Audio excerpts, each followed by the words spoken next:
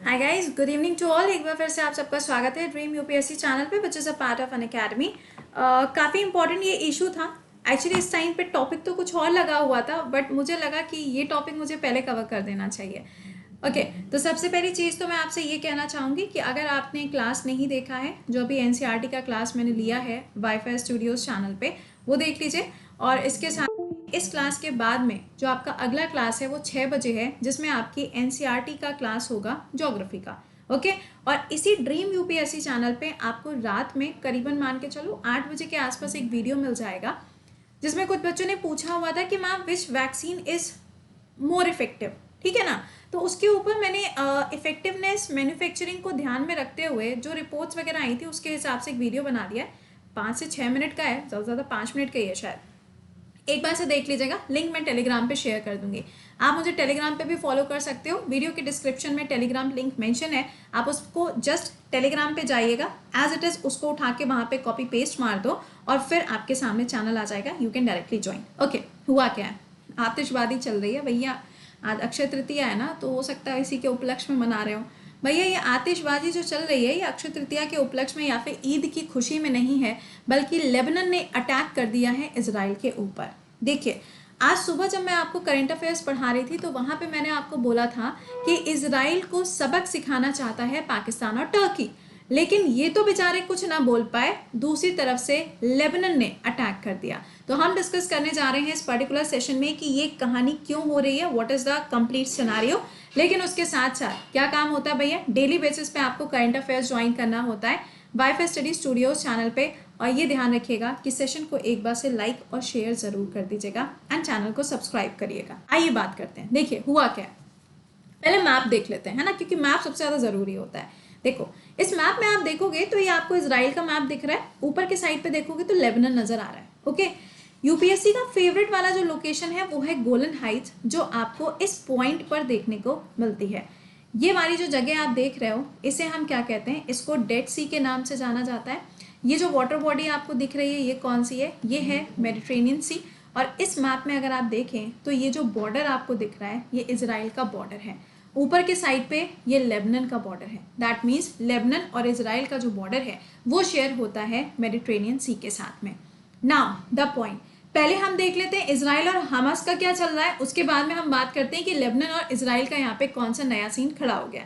देखिएगा, मैंने आपको बताया था कि हमास नाम का एक ग्रुप है जिसने कैप्चर किया हुआ है कौन से एरिया को, इस पर्टिकुलर एरिया को कैप्चर किया है। ये कौन सी जगह है, इसे बोला जाता है गाजा पट्टी या फिर गाजा स्ट्रिप। इस जगह को इन्होंने कैप्चर करके रखा हुआ है।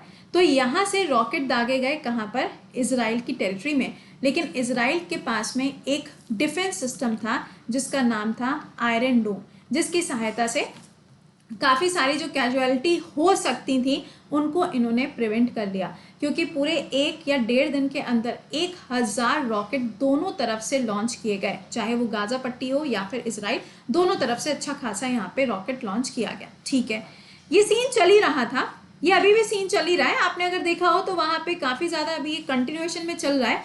इसका रीज़न क्या है, मैं इस वीडियो को कवर कर चुकी हूँ, नहीं देखा है तो चैनल पे ही पड़ा हुआ है, देख लीजिएगा, इसी चैनल पे है।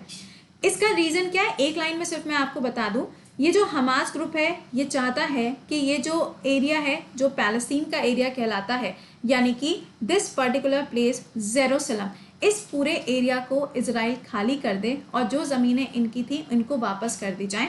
इसलिए इजराइल के ऊपर अटैक किया जा रहा है बैक टू बैक। ओके, लेकिन ये लेबनान को क्या हुआ, अचानक से इनको दौरे क्यों पड़ने लगे, इनको क्या दिक्कत आ गई? क्योंकि ज़रा आप इस लाइन को पढ़िएगा, At least 3 rockets fired from South Lebanon towards the Israel। और ये पूरा का पूरा जो एक आर्टिकल निकला था ये आप देख सकते हो, इजराइल के डिफेंस फोर्सेस ने इसको ट्वीट भी किया था कि हाँ ऐसा कुछ हुआ है। और ये जो रॉकेट है ये किधर से होते हुए आए हैं, ये भूमध्य सागर मेडिटेरेनियन सी से होते हुए आए। तो एक बार से फिर से मैप पे हम वापस आएंगे, देखिएगा और समझिएगा। ये रहा लेबनान, ये रहा इजराइल। तो यहाँ से जो रॉकेट लॉन्च किए गए हैं वो इधर की तरफ लॉन्च किए गए। और यहाँ पर अगर आप देखेंगे तो एक जगह है जिसका नाम क्या है, हाइफा। क्या नाम है, हाइफा। जैसे कि तेल अवीव है, हाइफा है, ये इंपॉर्टेंट पोर्ट्स हैं किसके, इजराइल के। तो ये अटैक यहाँ पे किया गया। इसके अंदर एंट्री होने जा रही है लव ट्राइंगल की, क्योंकि इसमें अब तीसरा वाला जो फेस है वो सामने आने जा रहा है। आपको याद होगा लेबनान की कैपिटल जिसका नाम है बेरूत, कुछ समय पहले वहाँ पे ब्लास्ट हुआ था और कहा गया था कि हो सकता है ये जो ब्लास्ट है ये किया गया हो टेररिस्ट ग्रुप के द्वारा जिसका नाम क्या है, हिजबुल्लाह। बजाओ ताली। क्या नाम है जिसका? हिजबुल्लाह। ये ग्रुप है विच is a terrorist group in Lebanon. ये लेबनान के अंदर आपको देखने को मिलता है। तो इनको क्या हो गया, ये क्यों अचानक से इजराइल के ऊपर अटैक कर दिए? तो ये अटैक क्यों हुआ है, इस पूरी कहानी को अब हम समझते हैं। ध्यान से सुनिएगा। लेबनान का ये जो साउथ का एरिया है, यहाँ पे आपको हिजबुल्लाह ग्रुप देखने को मिलता है। कौन है ये लोग, कहाँ से आए हैं, तो इनके बारे में आपको बता दें। एक्चुअली क्या है कि जब हम अरब नेशंस की बात करते हैं तो जो पूरा अरब नेशन है ना, कुछ कंट्रीज़ हैं जो कि शिया डोमिनेटिंग है, कुछ कंट्रीज़ हैं जो कि सुन्नी डोमिनेटिंग है। ठीक है, ये जो पर्टिकुलर ग्रुप है, इस ग्रुप को बोला जाता है शियाइट।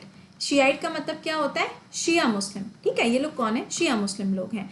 तो इनको सपोर्ट मिलता है कौन सी कंट्री का? ईरान का, क्योंकि ऑब्वियस सी बात है कि ये भी डोमिनेटिंग कंट्री है, तो इनको ईरान का सपोर्ट मिलता है। इनको जो भी वेपन्स मिलते हैं, जो भी हथियार मिलते हैं, वो सब ये कंट्री इनको प्रोवाइड करती है। ओके, ठीक है, कोई प्रॉब्लम नहीं है।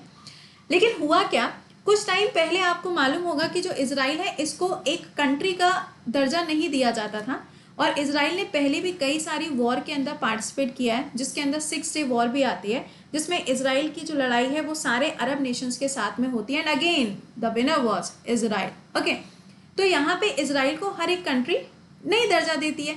अभी रिसेंटली क्या हुआ था, इब्राहिम अकॉर्ड हुआ था। इब्राहिम अकॉर्ड यूएई के साथ में सबसे पहले हुआ कि हाँ भाई इसको हम देश का दर्जा दे देंगे।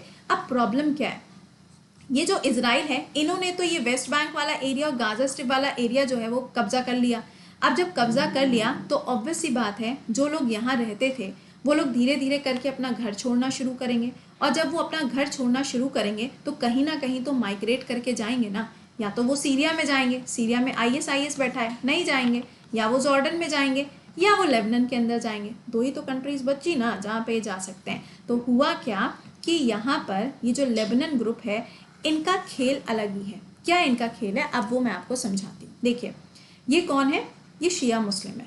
ठीक, लेबनान की अगर बात करोगे तो 1943 के टाइम पे जब लेबनान बिल्कुल अलग हुआ, मतलब अलग इन द सेंस कि हाँ ठीक है वहाँ पे इंडिपेंडेंस आ गई, उस टाइम पे ये डिसाइड किया गया कि यहाँ पे 3 लेजिस्लेटिव बॉडीज होंगी, यानी कि एक होंगे यहाँ पे प्रेसिडेंट, एक होंगे यहाँ पे पीएम, और एक होगी यहाँ पे पार्लियामेंट, जिसके अंदर स्पीकर वगैरह और बाकी मिनिस्टर्स वगैरह होंगे। ये कहा गया।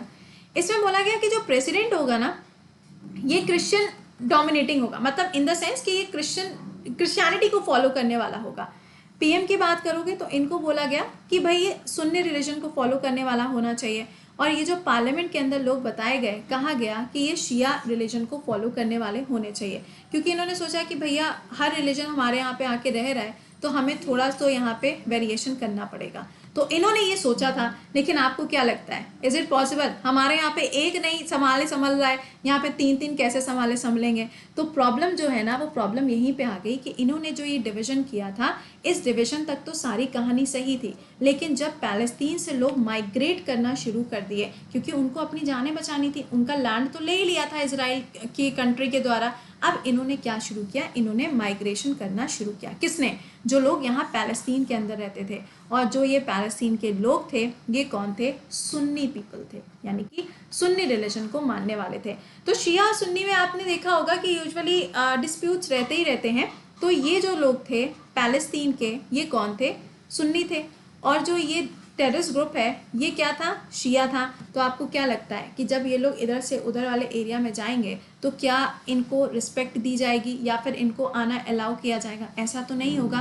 तो जब यहाँ पर बहुत ज़्यादा सुन्नी पॉपुलेशन बढ़ना शुरू हो जाती है लेबनान के अंदर, उसी समय पे ये जो हमास है ये एक टेररिस्ट ग्रुप में कन्वर्ट हो जाता है इन 1975, और उसके बाद से इसको एक टेररिस्ट ग्रुप का दर्जा दे दिया गया, क्योंकि ये नहीं चाहते कि इनके यहाँ पे जो ये सुन्नी कम्युनिटी है ये इंक्रीज हो। अब इसी के चलते इन्होंने क्या सोच लिया, इन्होंने सोच लिया यार ये जो हमारे यहाँ पे पॉपुलेशन इंक्रीज हो रही है ना, इसका करता धरता कौन है? The one and the only, that is Israel. तो ये सोच रहे हैं कि इजराइल अगर अपने यहाँ पे हरकतों को थोड़ा कम कर लेगा तो यहाँ से जो माइग्रेशन हो रहा है वो माइग्रेशन कंट्रोल हो सकता है। इसी माइग्रेशन को कंट्रोल करने के लिए या फिर यहाँ इजराइल को एक तरीके से सबक सिखाने के लिए लेबनान ने ऐसा किया। अब लेबनान की तरफ से ये जो काम किया गया है, आपको बता दें कि सरकार ने इसके बारे में अभी तक, जब मैं ये वीडियो रिकॉर्ड कर रही हूँ, अभी तक कोई भी स्टेटमेंट जारी नहीं किया है। हो सकता है कि कुछ टाइम बाद कोई ना कोई स्टेटमेंट आ जाए। तो फिलहाल ये छोटा सा टॉपिक था, but this was very important कि ये भी आपको पता होना चाहिए कि यहाँ की हिस्ट्री चल क्या रही है। और इस पर्टिकुलर एरिया में अगर आप देखो तो जो सबसे ज़्यादा डोमिनेटिंग कंट्री है वो है सऊदी अरेबिया, और सऊदी अरेबिया कभी भी इस वॉर के अंदर इन्वॉल्व नहीं होना चाहेगी, क्योंकि उनका अभी इस टाइम पे जो फोकस है वो अपनी इकोनॉमी को बूस्टअप करने पे लगा है। तो लेट्स सी कि क्या होता है कि यहाँ पे चाचा चौधरी आते हैं। अब तो चाचा चौधरी भी कौन है, डोनाल्ड ट्रंप तो है नहीं, वरना अब तक आ जाते हैं इनके रक्षक बन के, ये मैं हूँ सुपरमैन ऐसे करके। बट अभी डोनाल्ड ट्रंप तो है नहीं। तो लेट्स सी कि इसके आगे का क्या चीज़ें होती हैं, क्या इसके कॉन्सिक्वेंसेस निकल के आते हैं। आई होप कि सेशन आपको पसंद आएगा। प्लीज़ एक बार से लाइक और शेयर ज़रूर करिएगा। डेली बेसिस पे इसी करंट अफेयर्स के लिए आप मेरे को ज्वाइन कर सकते हो बायफे स्टडी स्टूडियोज चैनल पे, और इस चैनल पे आपको हर बार बर्निंग इशू मिलते रहेंगे। एक सुबह 8:30 बजे होता है, एक शाम को 4:30 बजे होता है। तो ये तो था सेशन। इसके अलावा अगर आप पेड बैचेस को ज्वाइन करना चाहते हो, ज्वाइन कर सकते हो। एसएससी का पेड बैच आपका 26 से शुरू होगा, 20 से शुरू होना था, 26 से शुरू होगा। अभी भी आपको ये ऑफर्स मिल रहे हैं। तो आप किसी भी एग्जाम की तैयारी कर रहे हो, एसएससी के अंदर हो या रेलवे हो या सीडीएस एनडीए जिसमें जीएस मैथ इंग्लिश और रीजनिंग आती है, यू कैन ज्वाइन। इसके अलावा यूपीएससी बैच जो है ये भी आपका स्टार्ट हो गया, आप इसको भी ज्वाइन कर सकते हैं क्योंकि यूपीएससी पोस्टपोन हुआ है, so you can join this. Okay, चलिए, कोड विल बी कृति10, वीडियो के डिस्क्रिप्शन में लिंक लगे, you can directly join from there. चलो मिलते हैं आपसे। और हाँ, 8 या 8:30 बजे के आसपास आपको एक लिंक शेयर होगा टेलीग्राम पे। टेलीग्राम का लिंक वीडियो के डिस्क्रिप्शन में कमेंट बॉक्स में लिखा हुआ है @GS by कृति। उसको कॉपी करके टेलीग्राम पे जाके पेस्ट करके सर्च करना and you can directly join the Telegram. उस पर शेयर हो जाएगा कि कौन सी वैक्सीन की कितनी ज़्यादा इफेक्टिविटी है। ओके, चलो मिलते हैं। टिल देन खुश रहिए, मुस्कुराते रहिए। Bye bye and take care to all.